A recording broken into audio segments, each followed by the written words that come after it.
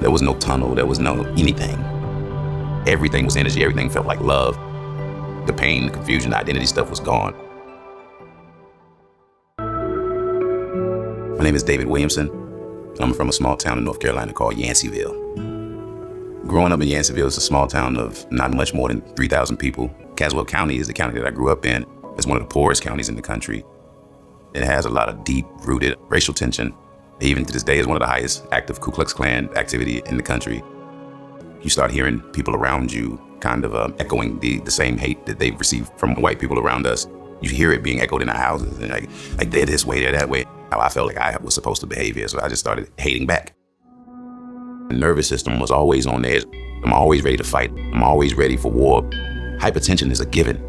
It's a given when you always operating in an energy where you're waiting for them to say something offensive so that you can explode 400 years of rage on this person, you know.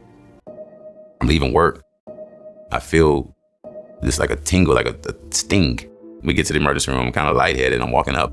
They get me on the gurney, and almost immediately, I'm asleep. My perspective shifted, and I was above myself looking down. And I saw the whole setup of the room. I saw where the people were. They were still kind of positioned the way they were when they were pushing me in. Once I did leave my body and I looked down, there was a lot of things that I came to understand. Like, he's dead. His body's dead. The mind is dead. The ego's dead.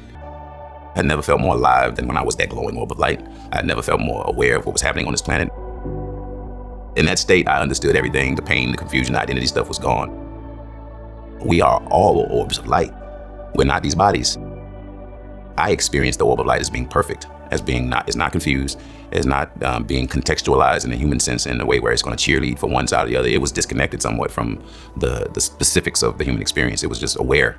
You were in that body. That body's dead. It wasn't like, you were a black activist and you need to go back and hop in that body and get to the fight. I didn't want fighting. That fight stuff was done.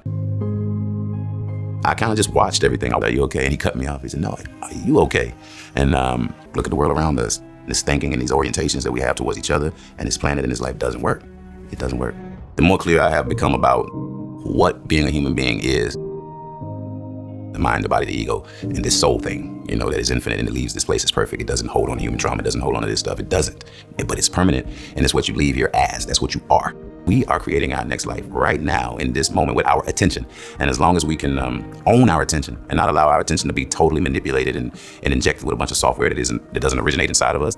If you focus on misery, you're compounding misery. If you focus on hope, you're increasing the probability that other things can happen outside of the negative possibilities. And if we collectively start understanding how to galvanize our attention in different ways, then we can magnify our creative capacity.